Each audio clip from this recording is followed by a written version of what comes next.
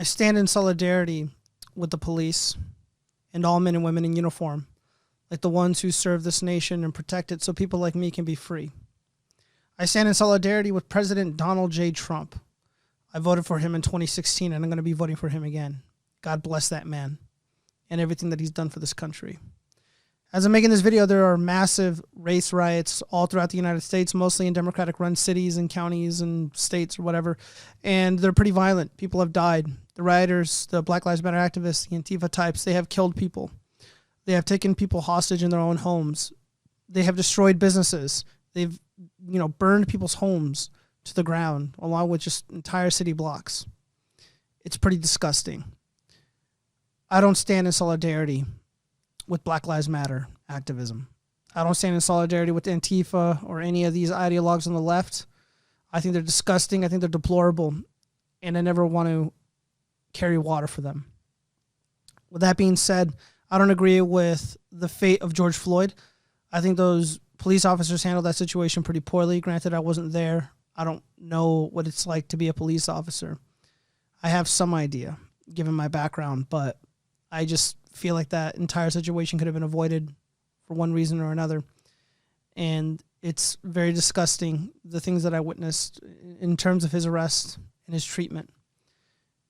But that doesn't give people a right to set fire to people's homes and businesses and to kill others because of something that happened in Minneapolis. We're going to be watching some videos, really short ones, about the impact that the rioting, the violent riots, the race riots have had. Things that the media won't talk about because the media keeps running interference for Black Lives Matter activists. They're doing everything they can to make it not look as bad as it already is. It's almost impossible to make it look good in any light. They can try to pretend that this is the result of evil white supremacists running amok, running around unchallenged, running around unopposed, unnoticed. But we all know the truth because our eyes can see clearly that the people responsible for the violence in the cities are largely Black Lives Matter activist types. They're largely Antifa. We can see with our own eyes. So let's just go ahead and dive into these videos. I'm waiting for everyone to get on. So I hope y'all know what the fuck you did. My sister is gone. And it's not from a cop. It wasn't from no fucking cop. I don't get on live and I don't care about this Facebook shit. But my sister is gone because one of you, a protester, shot my sister. A protester. Not even the police. Because you guys, I lost my sister. I lost my sister because you're so mad at the police. You're hurting everyone else. You're so mad at the police. You guys killed my sister. For those who don't know, it wasn't the police who shot my sister. It was one of y'all. And I swear to God, we will find out who the fuck did it. And I promise to God, that will be the last thing y'all ever remember. It wasn't the police. Y'all are wild as fuck. Y'all walk around with guns and you act and you pretend to be tough and you pretend to be something you're not, and you got my sister killed. Not by the police, but by your ignorance. By your fucking ignorance. I gotta bury my sister. I gotta bury my sister because y'all brought guns. It wasn't a rubber bullet. It was a fucking gun. So I hope y'all know this wasn't the police. This was the ignorance of every single one of y'all that decided to shoot into a fucking crowd. And that bullet just happened to hit my sister. And I'm getting off live because nothing more needs to be said. But I'm gonna keep it up because it wasn't the police. It was you. And no, I gotta bury the only person I had in my life. The person that took care of me. The person who took beatings for me so I didn't have to. The person who was there for everything when I had my seizures. When I don't know. I don't have nothing else to say. It's very difficult to watch that video. Here's another one of an innocent man who was murdered by these violent thugs, these Black Lives Matter activist types, these opportunists who killed him over a TV. think he confronted them outside and he took a bullet and he got taken out. This video is very distressing. I'm going to have to blur some of it because there's blood. Let's go. He gone, bro. Oh, some TVs, cuz. OG, man, rest in peace, bro. It's nothing but love, bro. You good, bro. It's okay, bro. Just relax, bro. Relax, bro. Relax, bro. Oh, some TV, you was doing the right thing. You was doing the right old thing. He was trying to protect it, but at the same time, it's the wrong. It's too much going on for that, OG. Come on, OG. We better than that, OG. I think he do work here, man. He work here, man. Over some fucking TVs, man. Over some TV. He lost his life over some TVs, cuz. Over some TVs, cuz. Over some TVs, cuz. Yes, nigga. Don't you see? Oh. Does his life matter? Does his life matter? I'm not entirely sure. You know, this is I'm told Black Lives Matter. Here's you know, who was this man? This was a retired police captain shot to death at St. Louis pawn shop in Slain, caught on Facebook Live. So David Dorn, 77, was shot in the torso at 2:30 a.m. He died on the sidewalk in front of the shop, Lee's Pawn and Jewelry, at 4123 Martin Luther King Drive. Yeah, of course it'd be fucking Martin Luther King Drive. Police have made no arrests and said they have no suspect. Authorities have announced a $10,000 reward for information leading to an arrest. This is a man. This is a picture of him. Look at him. He looks like a good person. It looks like somebody I'd see walking his dog, and we'd have a short conversation about life, about work, maybe a little bit of politics here and there, maybe something we saw on the internet. And he's dead. He's dead. Over a TV, over a fucking TV. David Dorn in 2008, when that photo was taken, he has a wife. The lady in his life, she is a sergeant in the police force. This is he was formerly a police captain. And for a moment he was also a chief of police.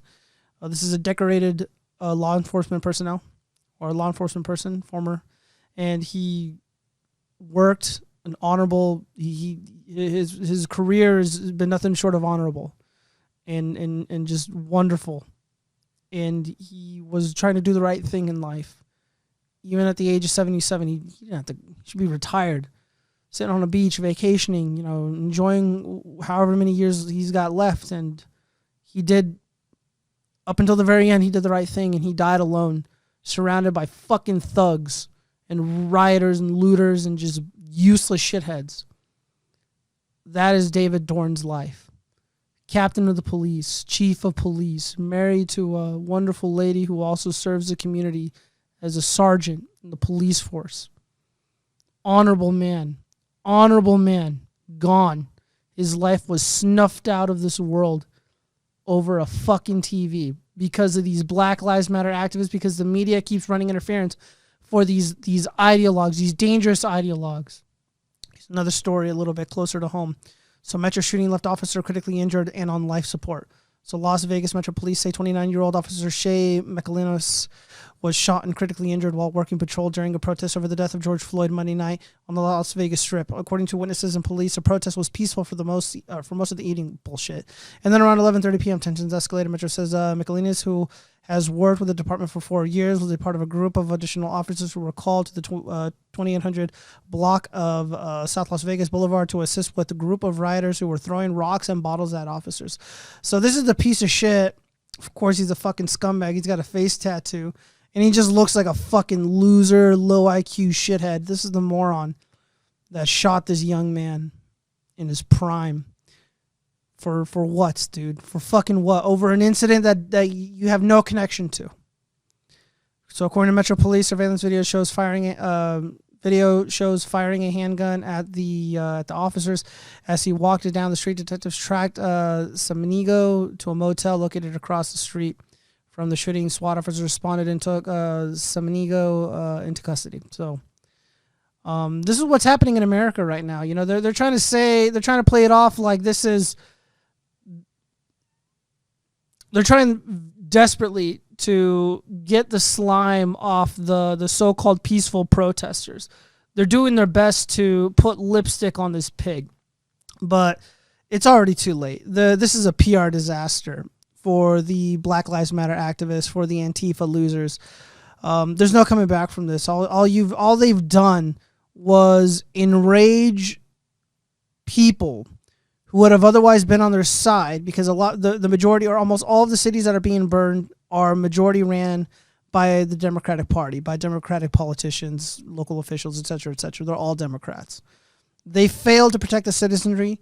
They failed to do the right thing and prevent or stop the mass violence. And they want to blame the president. They're trying to blame Trump for this. They're trying to blame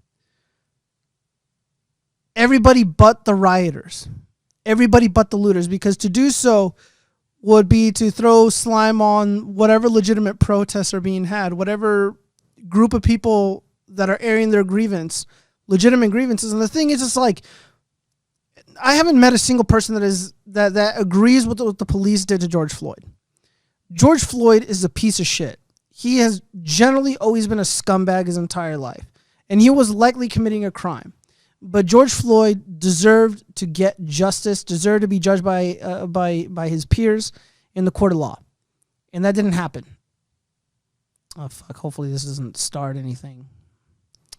But yeah, he pause that. Yeah, he shouldn't have died, and I sympathize with the people that are upset by that. I sympathize with the pain that people feel. But you know what? At this point, given all the innocent people that have died in George Floyd's name, I just don't give a fuck anymore.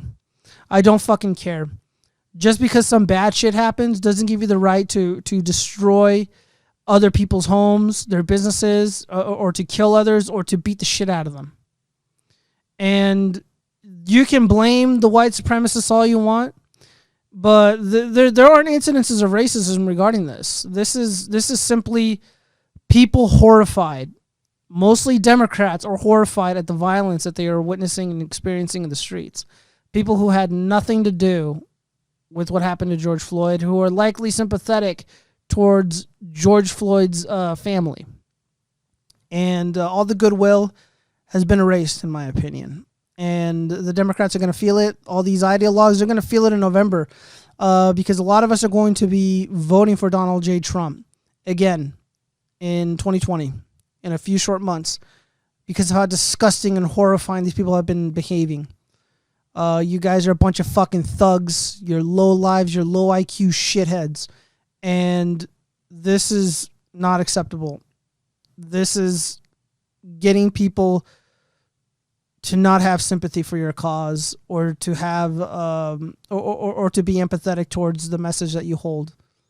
The things you got to say about police brutality. And, the funny thing is like, reforming police or police conduct so that it benefits all Americans, so more Americans are treated fairly, and the cops are more gentle with certain criminals and whatnot. That benefits all of us. But I don't see meaningful reform because of the mass violence and the death and destruction. It's just my opinion. I could be wrong. God bless America. God bless Trump. Please stay safe out there, and don't go to these protests. Stay away from these people. They're dangerous. The activists are dangerous. It doesn't matter if you're an ally. It doesn't matter if you're kissing their ass. They will fuck you up. They will kill you if you show up and you're white. Stay safe, y'all. Peace out.